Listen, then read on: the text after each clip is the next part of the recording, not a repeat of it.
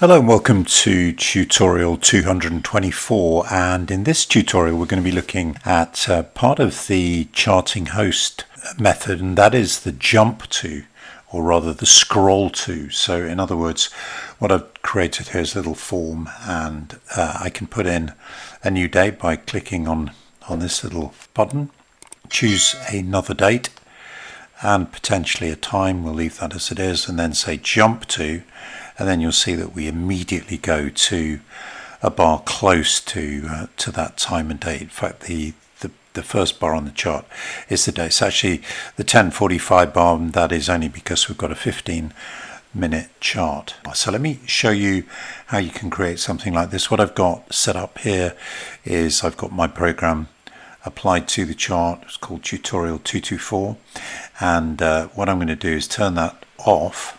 I'm going to turn on this TUT224 example. We're going to develop that. That at the moment is empty.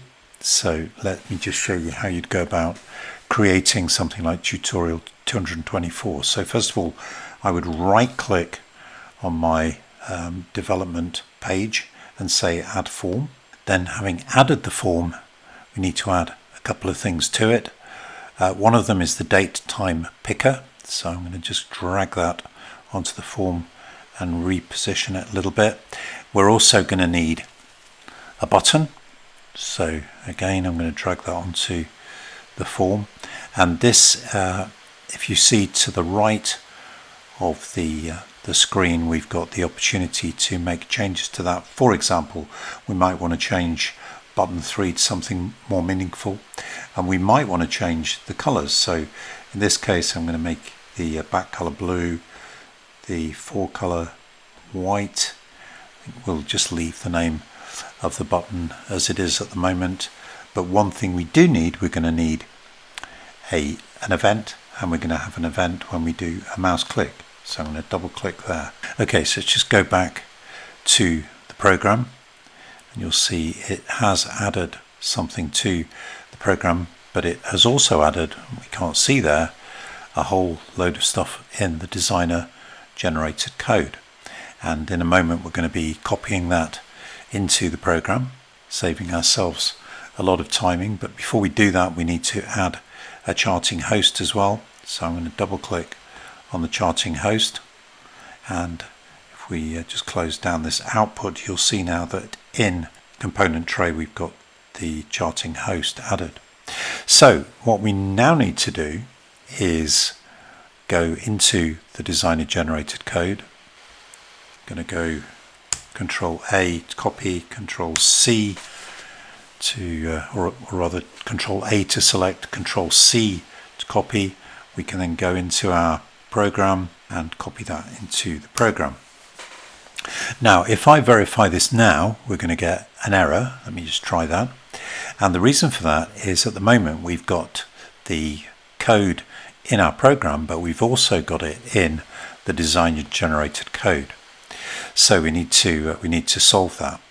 The first thing we can do is to delete this item in the component tray. You will also see that for this tutorial 224 example, we've still got the form, which effectively means it's in the designer generated code. So I'm going to right click that and say remove form, and having done that, we get this confirmation dialog. I'm going to close that little error tab, and I'm just going to verify that this is okay. If we go to view designer generated code, you'll see that that's now blank. Okay, so what I'm going to do next is I'm just going to tidy this up a little bit. There's a few things we can do. We can use namespaces. A lot of the code that you'll see here is actually the default, so it doesn't necessarily need to be there. So what I'm going to do, I'm just going to make these changes and probably speed up the video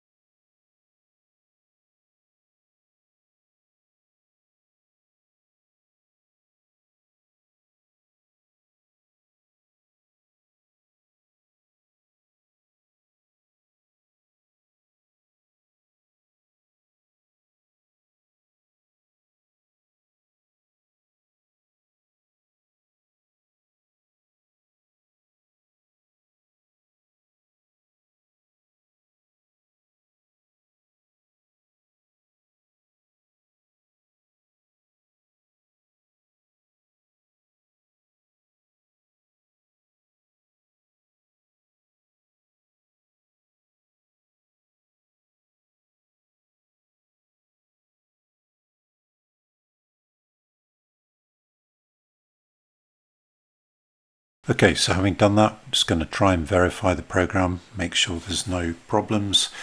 We need to show our form, so I'm going to add under here the name of the form, which we've called Form 1.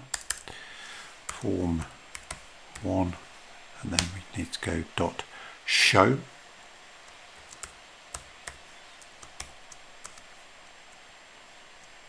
And then we're almost ready to go. So this is applied to the chart. Let's just see, yeah, that's appearing.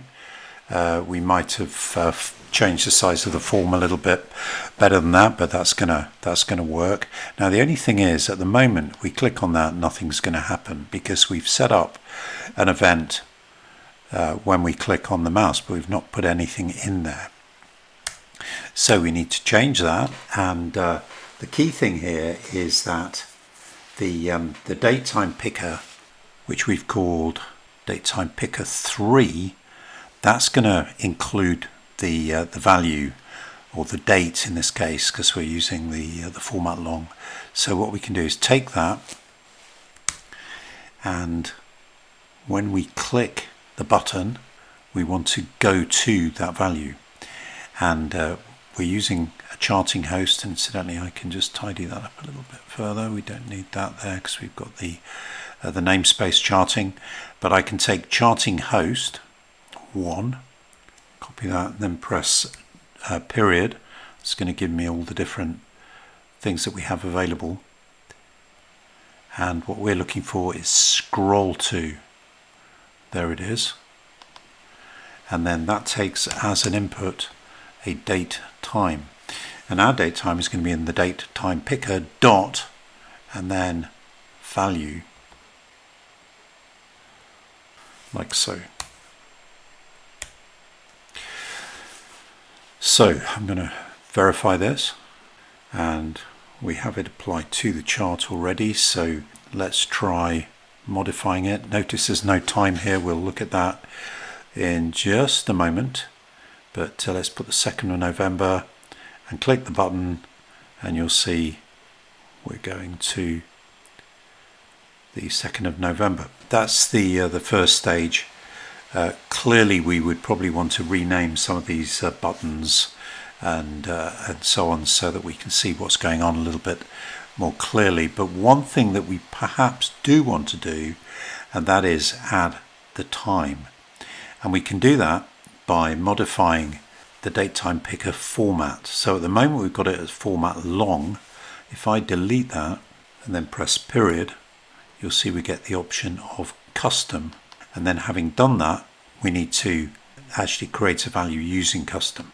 Incidentally, I'm not using, could use, but we're not using the max date and the min date. If the date is before the data on the chart, then we just won't take us to that date, obviously. So we need to use the custom format, and we do that. We go date time picker 3, in this case, dot, we're looking for custom format, and we need to define our custom format. Now then, to see the available formats, what we can do is right click and go to definition and click here, date and time formats, and you can see all the names. So in our example, we want it pretty similar to format long format with just a few slight differences. So what I'm going to do is four small d's. If you have a look here, that is the full date, or rather the full day. So we don't necessarily need that. We could, for example, use 3 days, and you can really choose what you want. Month, is going to give us an abbreviated month, so instead of January, Jan, etc. DD means date. I'm going to put in a comma. We want the year. We've got a few options for that, but we're going to be using four small y's. Again, we can look at and it will tell us here on the TradeStation help that that's the year in 4-digit format.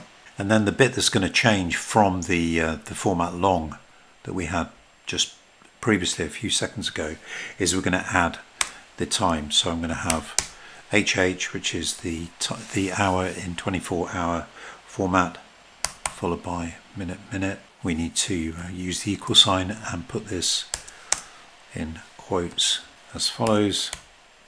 Terminate with a semicolon. Let's just see if that works. Yeah, looks like we're good. So that is a quick simple run through, and as I say, of course you would most probably want to change some of these names, formats and so on, and you probably in most cases you'd want to do that using the toolbox and the form in the toolbox, so that you can modify the sizes just by resizing the box using the mouse. So that is the program. Hope you might find it useful. Thank you very much.